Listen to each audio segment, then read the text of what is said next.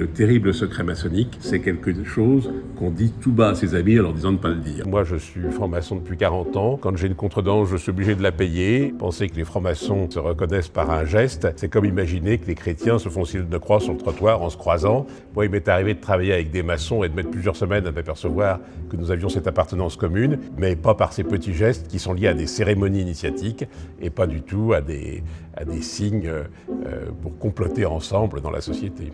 Pour ce qui est des rituels, ils ont été divulgués dès le XVIIIe siècle dans des petits livres comme celui-ci, qui s'appelle d'ailleurs Le secret des francs-maçons, et qui décrit des cérémonies. Un milieu où il y a beaucoup de maçons, c'est la bande dessinée et des maçons célèbres, même comme Hugo Pratt, l'auteur de Corto Maltese, et qui a semé des allusions maçonniques dans beaucoup de ses bandes dessinées, alors en leur donnant une dimension romanesque. On ne se balade pas avec ces espèces de cagoules, etc.